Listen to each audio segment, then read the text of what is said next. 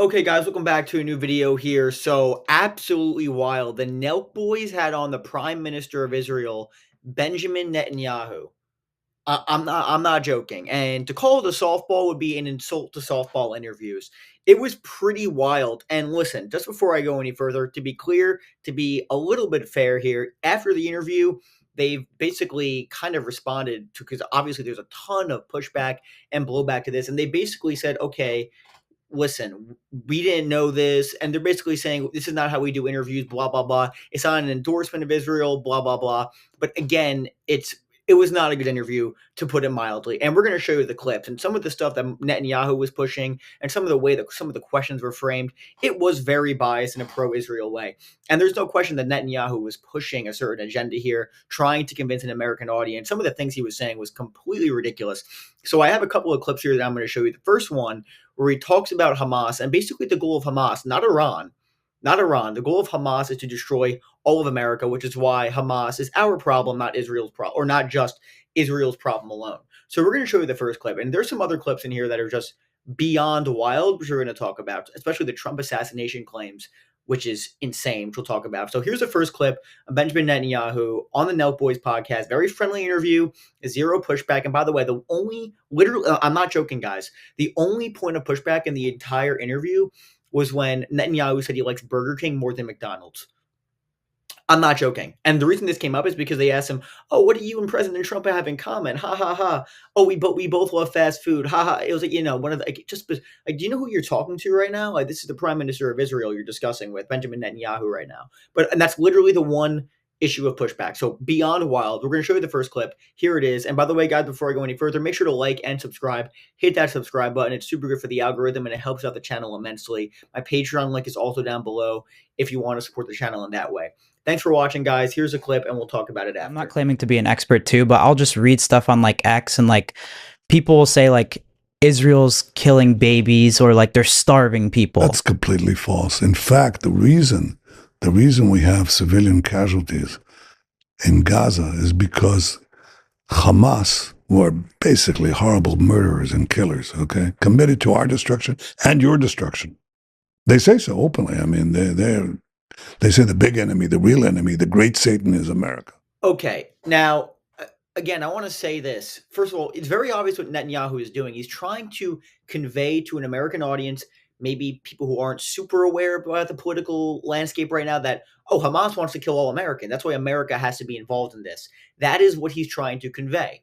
But the idea that Hamas is going to be a threat to the United States is, of course, ridiculous. Hamas is not targeting the United States. As of now, that is not happening.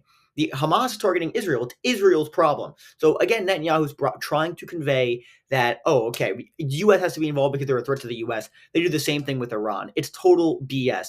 And the fact that when they ask him, oh, all the civilians are being killed, Israel is killing babies, so and so, et cetera, et cetera. No, that's totally not true. What do you mean that's not true? You can say the line, oh, Hamas is hiding behind civilians. You can say that. But to say Israel is not killing any civilians, what are you talking about? But again, he's trying to convey to maybe people who are not aware of what's actually going on in the Gaza Strip that, oh, maybe Israel's not doing anything. It's all Hamas who's hiding behind civilians. And it's incredibly dishonest. But again, Netanyahu, extremely calculated. He's trying to convey this message to the Nelk audience and to a broader audience of millions of people who are going to be seeing this. And I don't know. I just think it's absolutely wild. And maybe the next clip I'm about to show you guys is maybe the most wild of the entire interview. He basically claimed that the Butler assassination attempt on Trump and the other assassination attempt at Mar-a-Lago, that was actually done by Iran. So BB's making news here, saying the assassination attempt on Trump in Butler, Pennsylvania, that guy was working for Iran. He literally is that's the implication he's making. I don't know how else to say it. Totally wild. Here's a clip and we'll talk about it after. Who support Iran or speak on its behalf.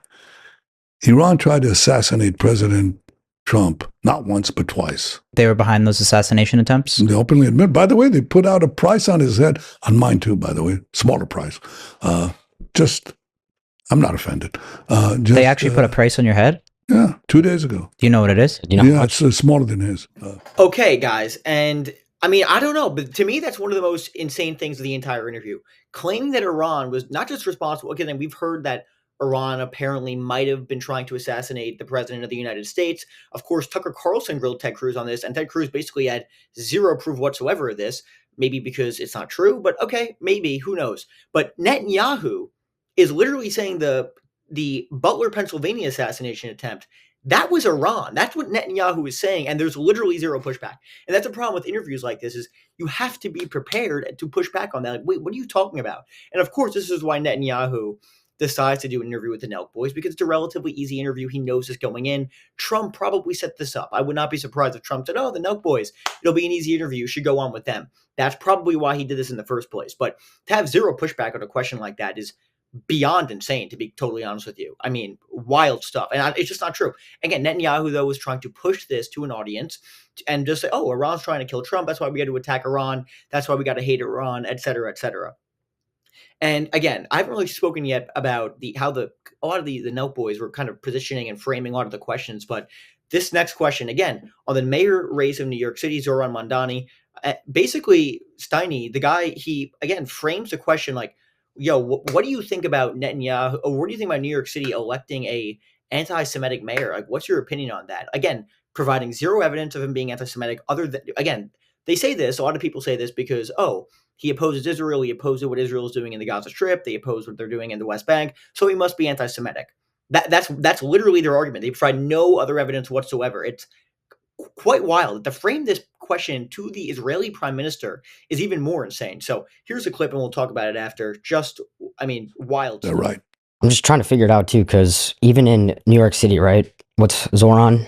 Yeah. He's an anti-Semitic guy. Yeah. The highest, I think the highest population of Jews in New York City. How's that even possible? Well, it's possible because a lot of people have been taken in by this nonsense. I mean, what, you want to defund the police?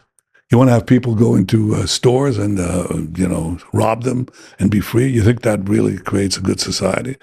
You want to crush all enterprise? You want to tax people to death? I mean, Okay. Again, I don't even know where to begin. So he calls him anti-Semitic right off the bat. No sort of evidence whatsoever. He's anti-Semitic, and according to Netanyahu, it's like, oh, of course, people are just, he wants to defund the police. He wants people to rob grocery stores and all these stores. That's what Netanyahu says Zoran wants. Of course, Zoran actually does not say this. He does not want to defund the police. They point to tweets he made from several years ago. And again, the idea that he wants to rob stores, I mean, it's ridiculous. And of course, Netanyahu's mad because Mandani said he would arrest Netanyahu if he stepped foot in New York if he was mayor.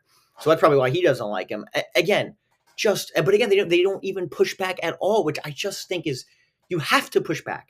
You have to push back when you're the Prime Minister of Israel, Benjamin Netanyahu, on your platform. I'm sorry, you just have to do that. You just have to do that. And again, this is going to be another perfect example right here. The final clip I'm going to show you guys. Basically, they ask him like, oh, I think, and they bring up, it's kind of a good question. They're like, wait a second, a lot of people are concerned. They don't want to go to war with Iran. They don't want to have boots on the ground. And Netanyahu's answer here, for a number of reasons, is honestly beyond parody. And we'll discuss it after. Here's a final clip I'm going to show you, and we'll talk about it after. Netanyahu on regime change wars. I mean, crazy stuff. Here's the clip, and we'll talk about it after. From, trying to do regime change in Iraq and the past Middle Eastern wars. Why do it?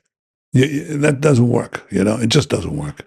It has to come from within the people. And the people are, they're great people. The Iranian people are great people. I sometimes do these podcasts to them. It's not a podcast. I mean, I do I do. Okay. So that coming from Netanyahu there is just pure and utter BS. And again, this is the problem with interviews like this, is if the hosts are aware of Netanyahu's past comments. Of course, Bibi for years, for decades, has been saying that, again, a very famous clip of him in 2003, I think it is, saying, if you overthrow Saddam, the entire region will prosper. We all know how that turned out, okay? He's been advocating for these regime change wars for decades. And then for him to go on the Nelk Boys podcast and basically say, oh yeah, regime change wars, they don't work. We don't want boots on the ground. And then there's like literally no pushback. It's just insane. It's just insane. And again, the thing is, they're getting a ton of pushback from this. Look at the comments of that video, of the Nelk Boys podcast video, and getting a ton of dislikes. But again, for there to be no pushback for a question like that, where he's so obviously being deceitful and deceptive, it's not a good look. It's not a good look. And I'm sorry, it's just not good. It's just not good in any way, shape, or form. Okay. So overall, I thought it was a stunning interview in the sense where there was no pushback for anything he said. It was basically kind of, in my opinion, just sort of like a propaganda tour. And whether it's successful or no, will convince some people possibly, but I think there's going to be a ton of blowback, and you're already seeing it. And they're basically already conceding, like, yeah, we might have screwed up here. So pretty wild stuff, guys. I hope you enjoyed this video. Let me know what you think in the comments. I'm curious what you guys think. So let me know what you think. Agree with me, disagree with me. Make sure to like and subscribe. Super good for the algorithm. Please subscribe to the channel. It's super important. My Patreon link is also down below if you want to support the channel that way. So thank you guys so much for watching. Have a good night, and I'll see you later.